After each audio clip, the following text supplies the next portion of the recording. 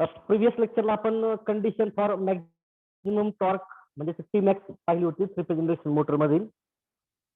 त्यासाठी आपण torque equation running कंडिशनचं consider केलेलं होतं. तर स्टँड स्टील पासून रनिंग पर्यंत होईल तशी स्लिप देखील काय होते, व्हॅरी होते. आणि मग आपण काय केलं होतं, जे टॉर्क इक्वेशन आहे रनिंग कंडिशनचं ते व्हॅरी केलं, डिफरन्शिएट केलं.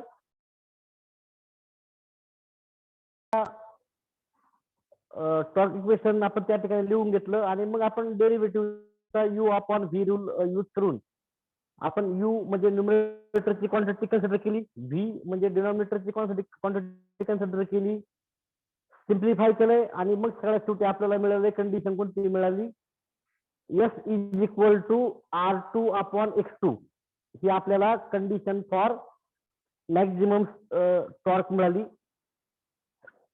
तर ह्या ठिकाणी S is equal to S म्हटले आपण, म्हणजे ही जी काय आहे ती काय आहे की मॅक्झिमम व्हॅल्यू ऑफ स्लिप आहे. ज्यावेळेस काय होतंय की टॉर्क हा मॅक्झिमम प्रोड्यूस होतोय आणि मग आपण मॅक्झिमम स्लिपची डेफिनेशन बघितली काय R2 अपॉन X2 म्हणजेच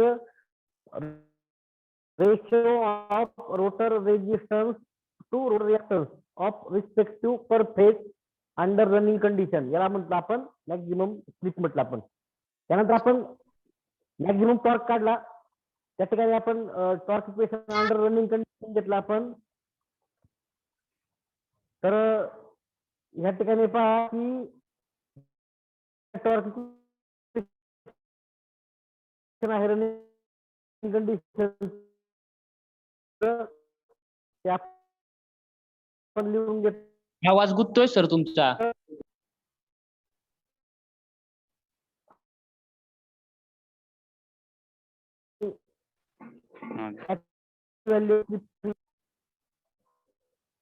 आपण एस इज इक्वल टू ही व्हॅल्यू आणि मग आपल्याला इक्वेशन सिम्प्लिफाय करायला मिळालं टी मॅक्सचं. काय भेटलं, टी मॅक्स हे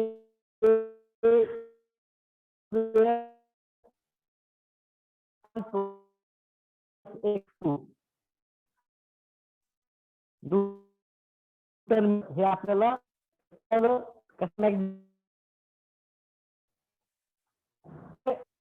आपण पाहिलं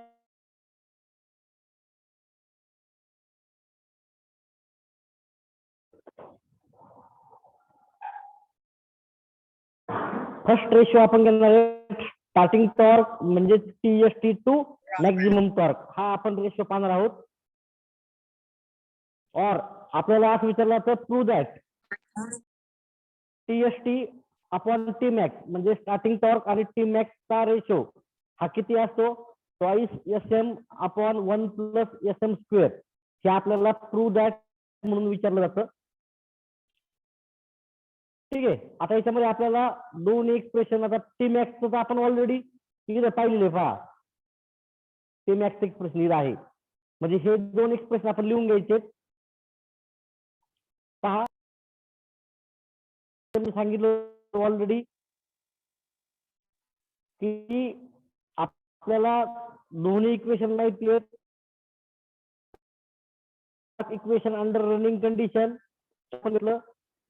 स्टँड स्टीलला स्लिप किती असते 1, स्पीड किती असतं 0, म्हणजे स्टार्टिंग टॉर्क आपल्याला मिळाला आहे. याच्यामध्ये एस ची व्हॅल्यू 1 टाकल्यानंतर हे आहे टीएसटी म्हणजे स्टार्टिंग टॉर्कचं एक्सप्रेशन काय आहे ते,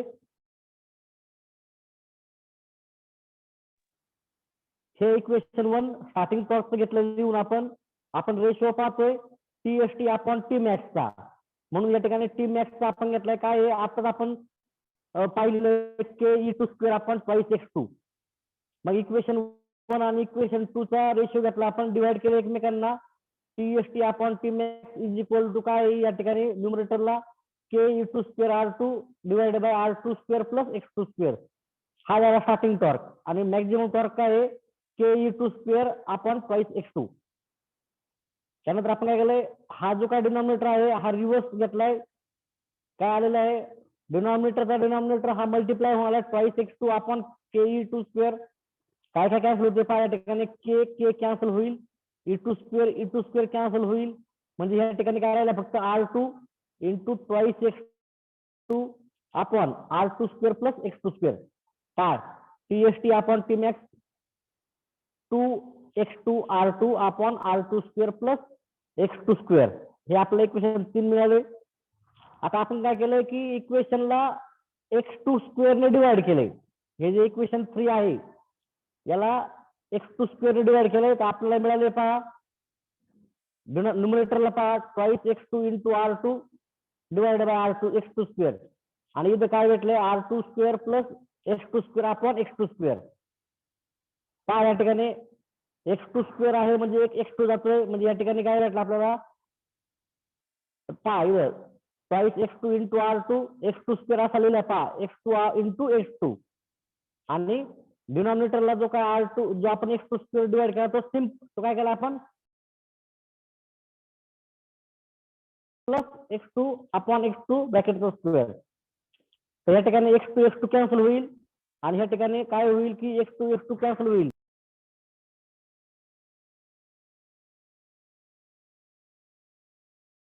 आपण x2 चा स्क्वेअर प्लस 1 एस ची व्हॅल्यू काय आहे SM is equal to R2 upon x2. तर TST अपॉन टी मॅक्स काय भेटलाय ही व्हॅल्यू टाकल्यानंतर ट्वाईस R2 अपॉन x2 च्या ऐवजी घेतला आपण SM plus x2 R2 upon x2 ब्रॅकेटचा स्क्वेअर म्हणजे SM चा स्क्वेअर प्लस 1. तर हे झालं आपलं starting torque to maximum torque हा रेशो किती आलेला आहे twice SM plus 1 plus SM square आलेला आहे. पुन्हा एकदा आपण फास्ट मध्ये रिव्हिजन घेऊयाची. आपण पाहतोय various torque ratio in three phase induction motor. First ratio आहे कोणता स्टार्टिंग टॉर्क म्हणजे TST टू मॅक्झिमम टॉर्क म्हणजे टी मॅक्स और आपल्याला विचारलं जातं question TST prove that TST upon T max is equal to twice SM plus divided by 1 plus SM square. मग आपण काय केलं या ठिकाणी रनिंग कंडिशनचं इक्वेशन लिहिलं आपण टॉर्कचं ते हे आलेलं आहे. आता स्टार्टिंग टॉर्कचं एक्सप्रेशन आपण याच्यावरून काढलं होतं. काय केलं होतं स्टँड स्टीलला स्लिपची व्हॅल्यू 1 टाकली स्पीड 0 आहे म्हणजे या ठिकाणी काय आलं ते Ke2 square R2 upon R2 square plus x2 square. हे झालं स्टार्टिंग टॉर्क एक्सप्रेशन. त्याला आपण इक्वेशन 1 म्हटलं. टी मॅक्स आपण बघितलं आता पहा Ke2 square upon twice x2 हे झालं इक्वेशन 2 झालं. इक्वेशन 1 आणि इक्वेशन 2 डिवाइड करायचे कारण का आपल्याला TST upon T max ratio पाहिजे म्हणून ते डिवाइड केलंय. डिवाइड केल्यानंतर काय केलंय सिम्प्लिफाय केलंय. आपल्याला शेवटी काय मिळाले twice x2 R2 upon R2 square plus x2 square मिळाला. आता ह्या ठिकाणी आपण इक्वेशन 3 त्याला आपण x2 स्क्वेअर ने डिवाइड केलंय. काय आलंय ते twice x2 upon R2 upon x2 square आणि डिनॉमिनेटरला पण x2 स्क्वेअर डिवाइड केलाय. पुढल्या स्टेपला हा x2 स्क्वेअर जो आहे तो x2 इंटू x2 आपण लिहिलाय पाहिलं मेन्शन केलाय आणि हा जो x2 आहे तो होल डिनॉमिनेटर आहे तो सेपरेट केला आपण R2 अपॉन x2 ब्रॅकेटचा square plus x2 upon x2 ब्रॅकेटचा स्क्वेअर आणि मग आपण काय केलंय ते ट्वाईस R2 अपॉन x2 चा स्क्वेअर प्लस 1. पण आपल्याला माहिती मॅक्झिमम कंडिशन काय आहे स्लिपची S is equal to SM is equal to R2 upon x2 तो आलेला आहे R2 अपॉन x2 आपण ते व्हॅल्यू टाकले एक्सप्रेशन मध्ये म्हणजे ट्वाईस R2 अपॉन x2 म्हणजे SM R2 अपॉन x2 म्हणजे SM चा स्क्वेअर प्लस SM मिळाला 1 मिळाला. तर हा झाला TST अपॉन टी मॅक्स. आता पुढलं expression ratio of full load torque to maximum torque. Ratio of full load torque to maximum torque.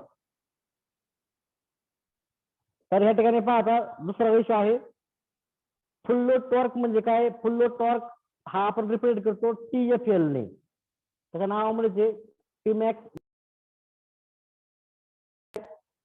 Starting torque बरोबर.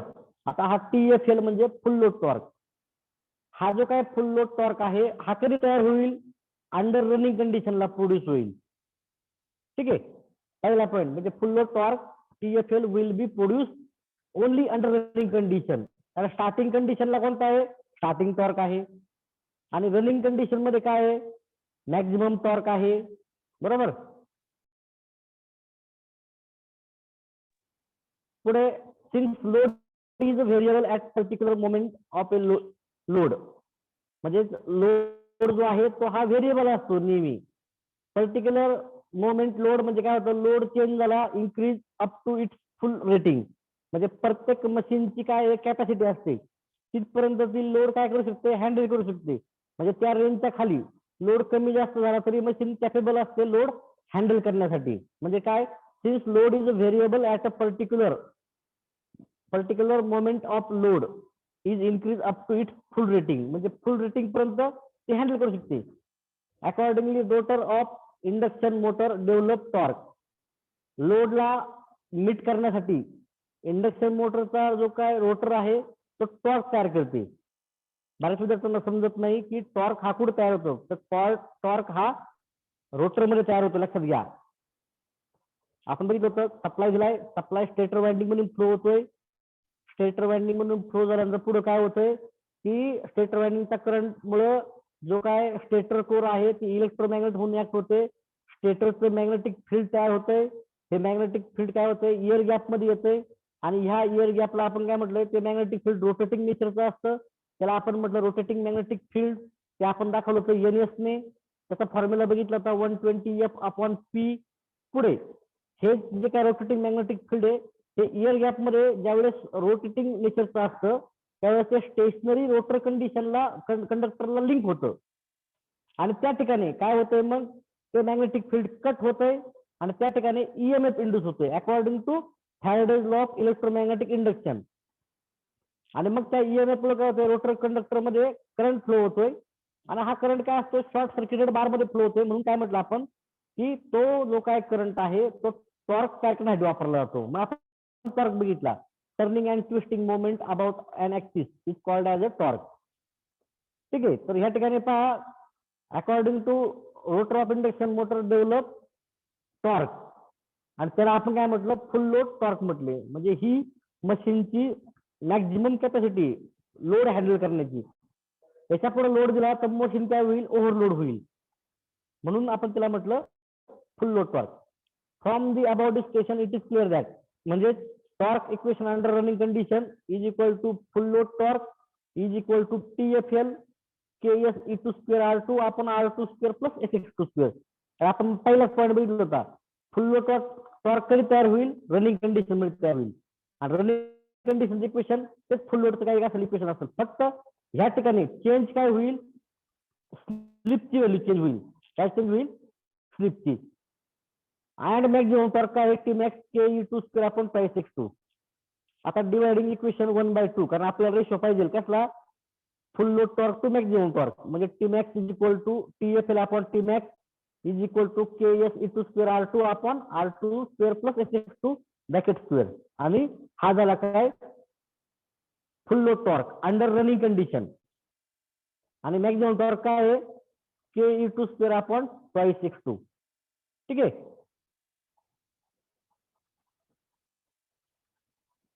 पुढे सिम्प्लिफाय करूया आपण. काय होतंय पहा, न्यूमरेटरचा जो के कॅन्सल होईल, E2² कॅन्सल होईल. म्हणजे काय राहिलं पाहिजे, R2 राहिला न्यूमरेटरला divided by R2² plus SX2 bracket square आणि डिनॉमिनेटर 1 अपॉन x2 राहिलाय. आता हा मल्टिप्लाय केलाय, डिनॉमिनेटरचा डिनॉमिनेटर मल्टिप्लाय झाला इथं पहा, R2 into R2² plus SX2 ब्रॅकेटचा स्क्वेअर इंटू x2. आणि मग काय केलं आपण या ठिकाणी, न्यूमरेटरला संपूर्ण मल्टिप्लाय करणार R2 इंटू x2 आणि मग डिनॉमिनेटरची क्वांटिटी. पुन्हा या ठिकाणी आपण S is equal to SM is equal to R2 upon x2 टाकला. ठीक आहे, या ठिकाणी S ची व्हॅल्यू आहे, त्या ठिकाणी काय टाकायचं, SM म्हणजे R2 अपॉन x2 टाकायचं आहे. काय या ठिकाणी S म्हणजे R2 upon x2 into R2 x2 R2² plus या ठिकाणी काय SX2 ब्रॅकेटचा स्क्वेअर. S काय आहे, R2 upon x2 into x2. या ठिकाणी x2 कॅन्सल होईल. ठीक आहे, हा x2 आणि हा x2 कॅन्सल होईल. म्हणजे काय भेटलं आपल्याला, R2 इंटू R2² भेटला, R2² भेटलाय.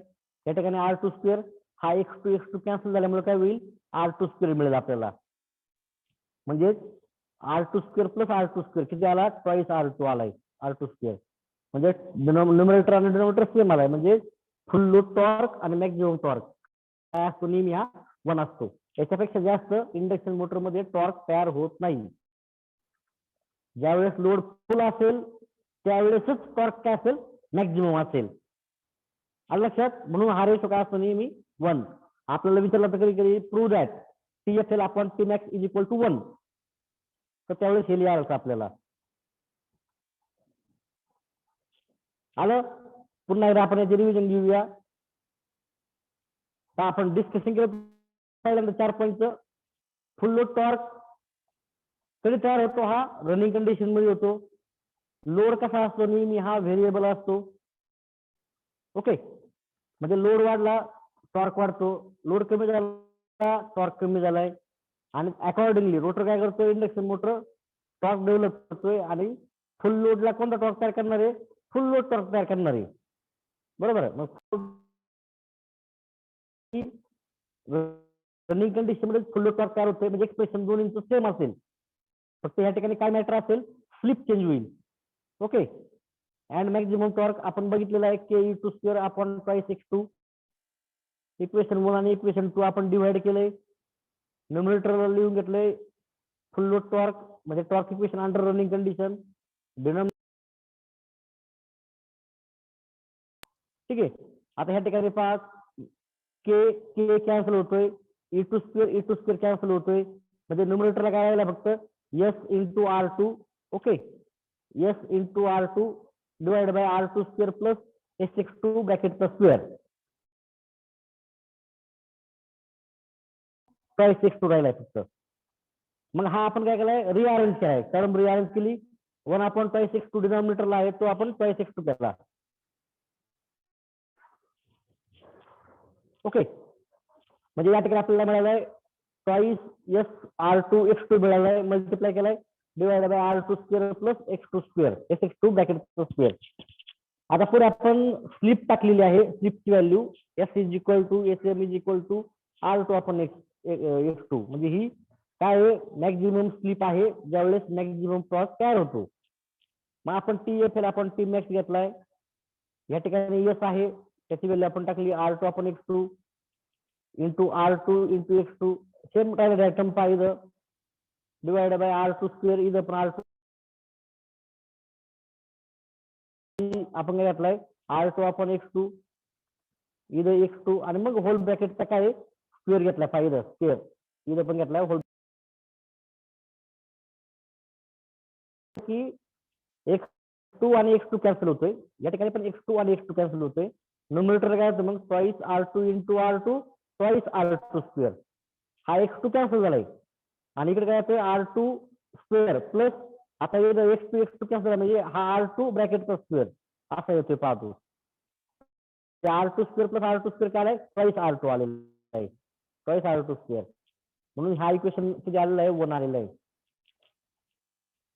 पुढे आता आपण टॉर्क स्लिप और torque speed characteristics of three phase induction motor पाहणार आहे.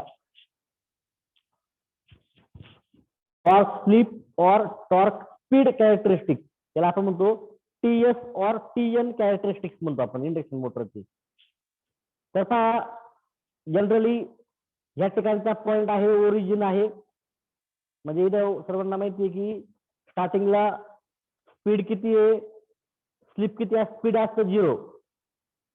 म्हणजे एक्स ऍक्सिसच्या अलंग पहा स्पीड 0 आणि इथं सिंक्रोनस स्पीड त्यावेळेस काय होते पहा की पुन्हा स्पीड 0 होते. म्हणजे n is equal to ns जर आलं म्हणजे आपण बघितलं होतं इंडक्शन मोटर सिंक्रोनस स्पीडला रन होत नाही.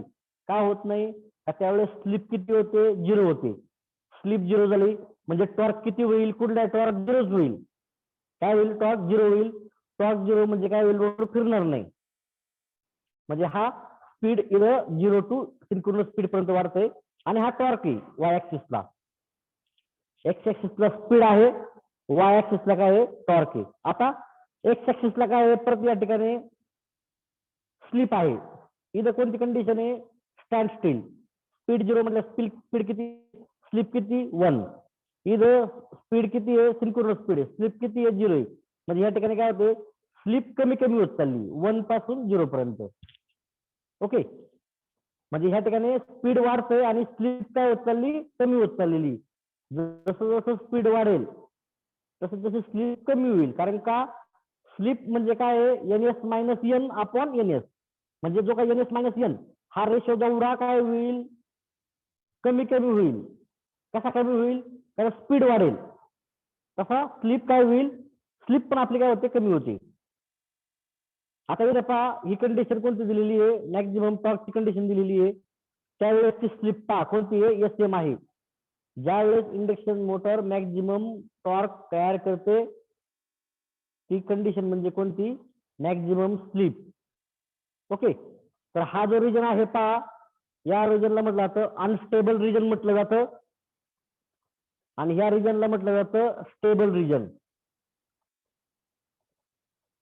ओके, म्हणजे इथे काय होतंय की जर टॉर्क तयार होतोय, बिल्ट होत चाललेलं आहे आणि सडन जर ओव्हरलोड झाला, लक्ष द्या मी काय सांगतोय, या केसमध्ये ओव्हरलोड जर सडन झाला म्हणजे लोड क्विकली किंवा सडनली जर आला मोटरच्या शाफ्टवरती, तर मोटर परत काय होईल, स्टॉप होईल, ओव्हरलोड होईल. म्हणून ह्या रिजन मध्ये काय होतंय, टॉर्क बिल्ड होतोय आणि ह्या ठिकाणी एनी जर्क और any overload, instant overload causes stop the operation of the motor. म्हणजे मोटरचं ऑपरेशन काय होतंय, स्टॉप होते. म्हणून हा रिजन कसा आहे, अनस्टेबल. एकदा का फुल म्हणजे मॅक्झिमम टॉर्क तयार झाला तिथून पुढे मग काही नाही, या ठिकाणी काय होईल, परत तो मागे जाऊ शकतो. पण या ठिकाणी काय होतंय, अजून टॉर्क डेव्हलपच केला नाही. म्हणजे ही जी काय कॅरेक्टरिस्टिक्स आहे याचे दोन पार्ट पाडलेले आहेत, अनस्टेबल रिजन आणि स्टेबल रिजन.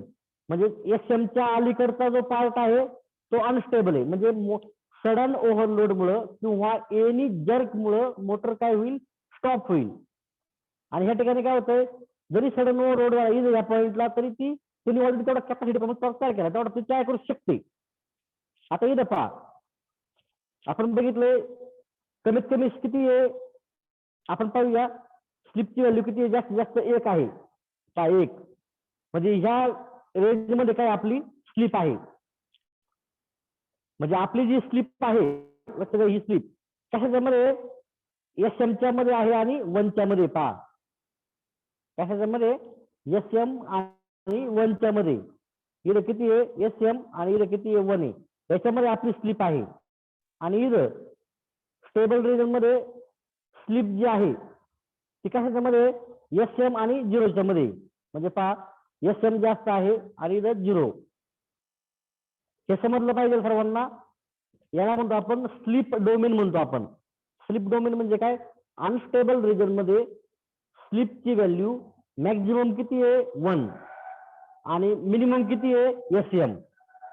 ओके, म्हणजे SM is less than S और लेस दॅन इक्वल टू 1. म्हणजे ही आला अनस्टेबल रिजन मध्ये स्लिपचा डोमेन आला. आता स्टेबल रिजन मध्ये काय झालं, स्टेबल रिजन मध्ये आता स्लिप आपल्याला माहिती आहे किती आहे, कमीत कमी 0 आहे, जास्तीत जास्त किती SM आहे. म्हणजे SM is greater than or equal to S is greater than or equal to 0. हा झाला स्टेबल रिजनचा स्लिपचा डोमेन झाला. आता ह्या ठिकाणी काय होते पहा सर्वांनी, आपण म्हणतो ह्या रिजन मध्ये टॉर्क काय होतोय, कमी होत चाललंय. पहा वाय ऍक्सिसला पहा टॉर्क काय होत चाललेलं आहे, कमी होत चाललेलं आहे आणि स्पीड काय होत चाललंय, वाढत चाललंय. आणि ह्या इथे काय होतंय, टॉर्क वाढतोय आणि स्पीड पण वाढतोय. इथे काय होतंय, स्टेबल रिजन मध्ये टॉर्क वाढतोय आणि स्पीड पण वाढतोय. या ठिकाणी काय होतंय, टॉर्क कमी होतोय आणि स्पीड वाढतोय. तर ही झाली टॉर्क स्पीड और टॉर्क स्लिप. पहा टी मॅक म्हणजे T versus slip, torque slip किंवा टॉर्क वर्सेस स्पीड. पहा ही आपण नाव बघितलं होतं, टॉर्क स्लिप और टॉर्क स्पीड. म्हणजे TS और TN कॅरेक्टरिस्टिक. स्टार्टिंग पॉइंट आहे, हा जो टॉर्क आहे हा टॉर्क म्हणजे कोणता आहे, स्टार्टिंग टॉर्क आहे. मी दाखवला बा हायलाइट करून, तो जो टॉर्क आहे तो स्टार्टिंग टॉर्क आहे. हा जो टॉर्क आहे तो कोणता आहे, मॅक्झिमम टॉर्क आहे. म्हणजेच काय असेल, तो फुल लोड टॉर्क असेल. आपण बघितलं TST अपॉन TFL is equal to 1, sorry Tmax upon TFL is equal to 1 बघितलं म्हणजे काय असणार, तो 1 असणार आहे तो. म्हणजे ह्याच आणि ह्या वेळेस स्लिप काय असणार आहे, मॅक्झिमम स्लिप असणार आहे म्हणजे एसएम. यावेळेस रोटरचा रेजिस्टन्स आणि रोटरचा रिॲक्टन्स काय असेल दोन्ही पण सेम असेल. आणि एक्झाम्पल दिले पहा मी या एरियामध्ये समजा स्पीड 0 आहे, या ठिकाणी समजा काय सपोज स्पीड किती असेल 1000, या ठिकाणी स्पीड किती आहे N is equal to N S 1500 RPM आहे. ओके, या ठिकाणी स्लिप किती आहे 1 आहे, या ठिकाणी किती असेल 0.5 असेल किंवा 0.4 असेल, या ठिकाणी स्लिप किती होते 0. आलं लक्षात. तर ही झाली टॉर्क स्पीड किंवा टॉर्क स्लिप कॅरेक्टरिस्टिक. आता पहा the torque slip characteristics of three phase induction motor.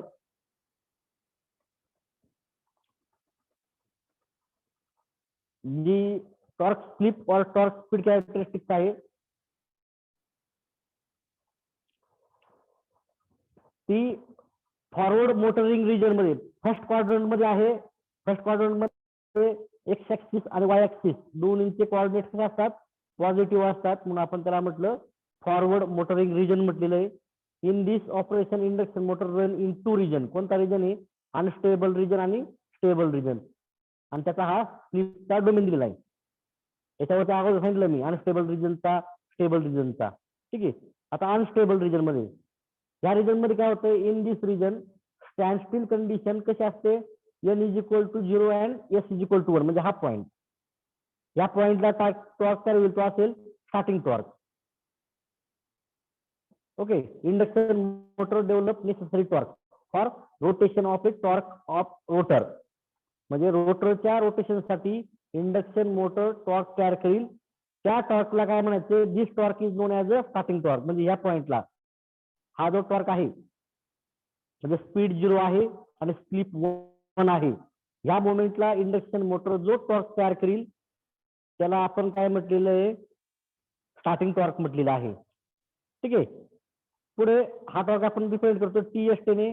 Then motor is continuously develop torque and get accelerate. म्हणजे टॉर्क काय होत चाललाय, तिथून पुढे वाढत चाललाय. पहा टॉर्क काय होत चाललाय, वाढत चाललाय. म्हणजे आणि रोटरचं स्पीड वाढत चाललंय, म्हणजे रोटर ऍक्सलरेट होतोय आणि टॉर्क पण काय होत चाललाय, वाढत चाललाय. ओके, देअरफॉर मोटर स्पीड म्हणजे N goes on increasing simultaneously. आणि त्यावेळेस स्लिप काय होते, डिक्रीज होते. म्हणजे त्यावेळेस स्लिप किती आहे, समजा 1 आहे, म्हणजे 0.9 0.8 0.7 असा स्लिप 0 स्पीड वाढलेली पहा. Okay, this region is also known as a high slip region. कारण या रिजन मध्ये स्लिप हाय असेल असते म्हणून त्याला आपण हाय स्लिप म्हणतो. कारण स्लिप का किती 0.1 टू किती समजा 0.6 असेल म्हणून त्याला म्हटलं आपण हाय स्लिप रिजन. आणि इथे किती असते 0 टू 0.45 असते म्हणून हा लो स्लिप रिजन म्हणतो आपण. आता ह्या in this region due to sudden overload म्हणजे ह्या रिजन मध्ये म्हणजे अनस्टेबल रिजन मध्ये म्हणजे हाय स्लिप रिजन मध्ये काय होते, जर सडन ओव्हरलोड जर आला मोटर काय होते लगेच स्टॉप होत असते. म्हणून या रिजनला म्हटलं आपण अनस्टेबल रिजन म्हटले. At the end motor of induction motor develop maximum torque.